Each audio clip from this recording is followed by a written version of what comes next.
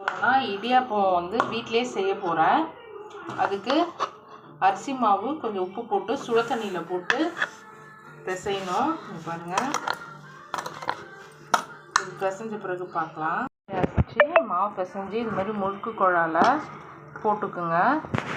இப்போ இட்லி பாத்திரம் வச்சுருக்கேன், தண்ணி ஊற்றி இப்போ எப்படி வைக்கிறதுன்னு பார்க்கலாம். இட்லி பாத்திரத்தில் இடியாப்பம் வந்து இந்த மாதிரி புழிஞ்சிக்கிட்டேன். இப்போது நம்ம வேக வச்சு எடுத்துக்கலாம்.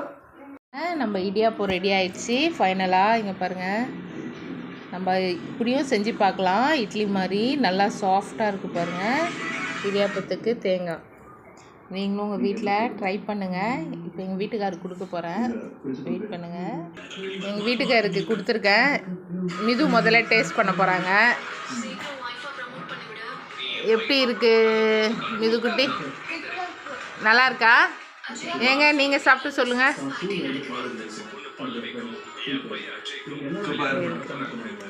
நீங்களும் உங்கள் வீட்டில் கண்டிப்பாக ட்ரை பண்ணி பாருங்கள். எல்லாருக்கும் ரொம்ப பிடிக்கும். இப்படியும் இடியாப்பம் செஞ்சு கொடுத்தா குழந்தைங்க விரும்பி சாப்பிடுவாங்க. மறக்காமல் நம்ம சேனலை சப்ஸ்கிரைப் பண்ணுங்கள், ஷேர் பண்ணுங்கள்.